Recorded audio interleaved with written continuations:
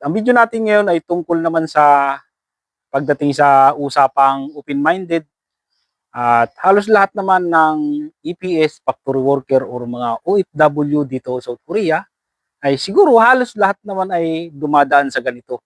Kahit ako, aminado naman ako na dumadaan din ako sa ganito. Siyempre, bihira lang makapagbakasyon sa Pilipinas at minsan ay ilang linggo lang. May nabasa ako na isang babae ang nag-post sa isang group tungkol sa, alam nyo na, tungkol sa lahat naman tayo ay talagang kailangan kailangan talaga natin 'to, di ba? Mahirap talaga pag OFW mga kabayan. Lalong-lalo pat may asawa ka, di ba? Ito, basahin natin. Usapang open-minded lang po sana. EPS po ako dito sa Korea na halos 3 years na at may asawa sa Pinas, babae po ako at sabik na po sa ano. Kung alam nyo na yan, kung ano yung ano na yan. Halos lahat naman ng factory worker dito sa South Korea ay nagdadanas ng ganyan. Pag sinabi mo na hindi ka nasasabik sa ano, ewan ko na lang. Di ba? Tingin nyo, mga babae, talagang ano rin yan, mga babae, lalaki, pero dito talaga mga kabayan, yung iba talaga dito matindi. Halos meron akong nababalitaan dito na babae na halos pinagpapasapasahan na ng tropa-tropa, minsan yung isang tropa, tapos makalipas sa isang buwan, yung isang tropa naman, may ganong senaryo dito mga kabayan. Kaya mahirap din talaga yung ganon kasi may napabalita dito na lalaki na nagkaroon na nga ng AIDS at nagbakasyon sa Pilipinas, hindi niya alam na may AIDS na siya. Tapos syempre, nakipagtalik sa asawa, yun. Pati yung asawa, nahawa, saka yun. Kaya mahirap talaga. Lalo-lalo pat nakikipagtalik kayo sa hindi nyo talaga kakilala, ay delikado yun mga kabayan. Ituloy natin. May time po na may mga lumalapit sa akin at di ko po madidinay na nagnanasa ako. Ayun. Syempre, magnanasa ka talaga, lalo pat gwapo yung lumalapit sa iyo na gustong makipag-ano sa iyo. Siguro ito si kabayan ay may tsura din talaga to. Siguro talagang nakursunodahan din ng mga lalaki. Alam niyo naman, lahat naman mga factor dito sa Korea, marami talagang lalaki dito. At kung ikaw talaga ay babae na hindi mo talaga kayang magpigil, at ano yan kumbaga nasa sa tao na talaga yan Kung talaga ikaw ay mael, ay talagang kahit sinong lumapit sa iyo, papayag at papayag ka. May ganyan talaga mga kabayan. Nasa sa tao lang talaga yan. Kung talagang papatol kayo. Yun, nagnanasa ako at nagpapantasya. Yun, pinagpapantasyan. Siyempre, pag gwapo siguro yung lumapit kay kabayan at hindi naman niya pinatulan, ay siyempre pagpapantasyahan. Yun. Pero hanggang ngayon, pinaninindigan ko pa din ang mga pangako ko sa asawa ko na siya lang. Yun ang maganda doon. Ang maganda doon, hindi nakakalimutan ni kabayan yung pangako niya sa asawa niya na siya lang. Sobra nananabik po ako dahil siguro sa tagal na din dito sa Korea, pero natatakot ako na magkasala. Ang kinakatakot ko ay kung kakayanin ba ng konsensya ko. Yun na nga Panandali ang aliw yan. Pag nadala ka sa ganyang panandali ang aliw, pagkatapos niyan at nawala na yung il ninyo, doon nyo no marirealize, doon nyo na maiisip yung pagkakasalang ginawa nyo sa asawa ninyo. Kaya nga panandali ang aliw. Ayun. Hindi din po kami nag-aano ni Mister sa phone tulad ng ginagawa ng iba. Ito mga kabayan, yung sinasabing video call tapos yung ginagawa, bagay dati noon, ano ba yun? Phone sex ba yun dati? Video call video call, yung nagpapakita sila, kunyari parang sila ay nagtatalik sa video call. Yung iba gumagawa nito at sa akin mga kabayan, sa totoo lang, hindi namin ginawa ng asawa ko to. Yung halimbawa ay magbi-video call kayong dalawa, hubot-hubad, gano'n na, hindi namin. Sa loob ng 9 years ko dito sa South Korea, hindi namin ginawa ng asawa ko yun. Tanong ko lang po sa mga loyal sa asawa, paano nyo nalalampasan ang temptation at sexual intimacy sa ibang tao? Ganun lang talaga yun mga kabayan. Iisipin nyo lang lagi na may iniwan kayong pamilya sa Pilipinas. Siyempre, una, dapat advance kayong mag-isip. Pag ginawa ko ba to, ano ang mangyayari? Siyempre, hindi man kayo mabuking sa unang pagkakataon, maaaring sa mga susunod na mangyayari, kung kayo ay halimbawa siyempre kung kayo ay may nakarelasyon na, halimbawa na seryoso na, yun ang mahirap. Ang mahirap kasi dyan mga kabayan, halimbawa isang beses nangyari, halimbawa pinatulan niyo yung lalaki or pinatulan niyo yung babae, siyempre hindi na mawawala siyempre dyan yung halos every month na kayo magkikita, hanggang sa madalas na kayong magkita, mahuhulog na yung loob nyo sa isa't isa, doon na. Yun na yung mahirap doon. Hanggang sa makalimutan nyo na yung pamilya nyo sa Pilipinas, may mga pangyayaring ganyan mga kabayan, lalong-lalo sa mga lalaki. Nagkakaroon ng karelasyon dito sa South Korea hanggang sa nakakalimutan na yung pamilya sa Pilipinas. Siguro ang ibig sabihin lang siguro talaga nun ay kumbaga yung iba siguro hindi na nila mahal yung asawa nila. At nanlamig na sila sa asawa nila, nanlalamig na. At parang ayaw nang magbakasyon sa Pilipinas. Kasi mga kabayan, kung mahal niyo ang asawa ninyo, makakapag-tease talaga kayo eh. Kasi may bakasyon naman talaga every year. Nakadepende naman niya sa amo. Pwede naman kayo makiusap sa amo ninyo na magbakasyon. Naiintindihan naman nila yan. Lalong-lalo pat malayo naman tayo sa pamilya natin. At ang tingin ko dito ay kabayan na hindi talaga ito yung kumbaga kalad-karing babae. Kumbaga yung malibog na babae. Kasi kung malibog itong babae, hindi niya naiisipin kung ano yung mangyayari pagkatapos nun eh. Yung ibang malilibog na babae, talagang patol lang patol yan eh.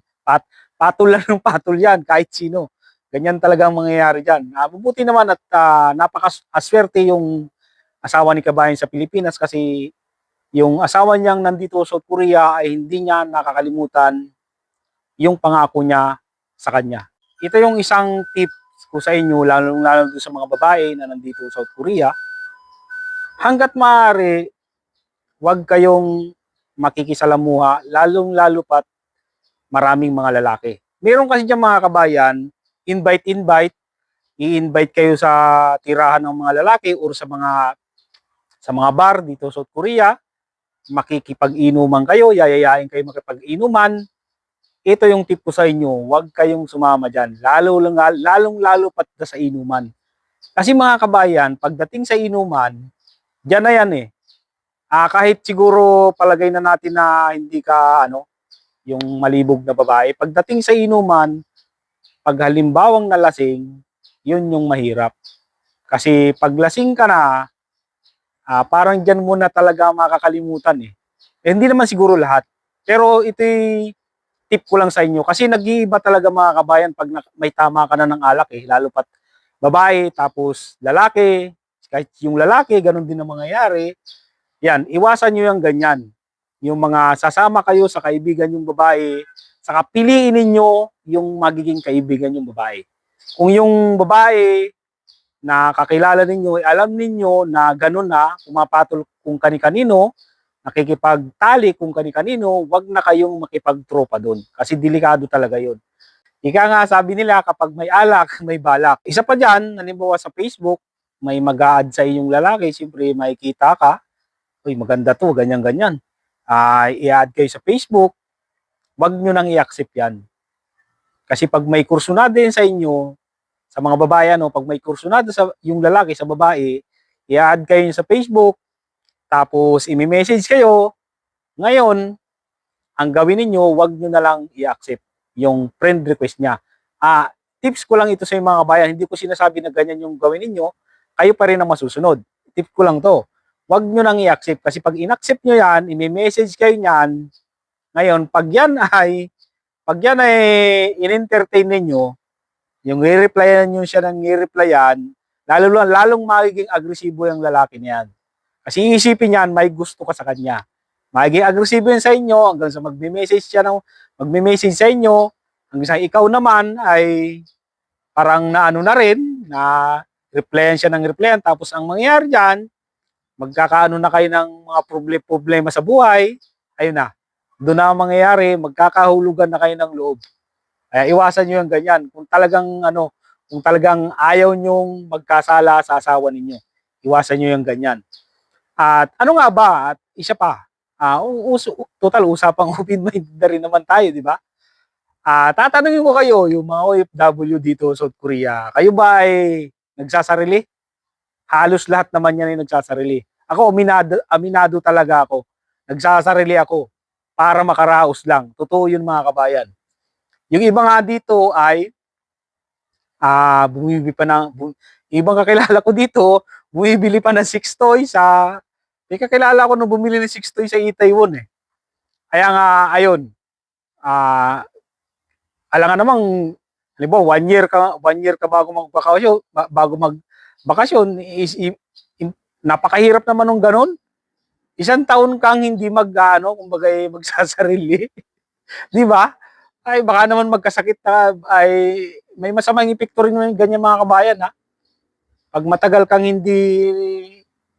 walang lumalabas sa iyo, ay, maaaring sabi nila, may nagsasabi na maaari daw magkaroon ng prostate cancer. Parang ganun. Ito pa ang isa mga kabayan, i-share ko sa inyo kasi naikwento ito sa akin nung dating kasamahan kong Pinoy dito sa company ng boss ko na nakauwi na sa Pilipinas. At ngayon siya ay nagtatrabaho sa Lithuania. Nasa katayan siya ng baboy ngayon nagtatrabaho. Taga Batangas ito.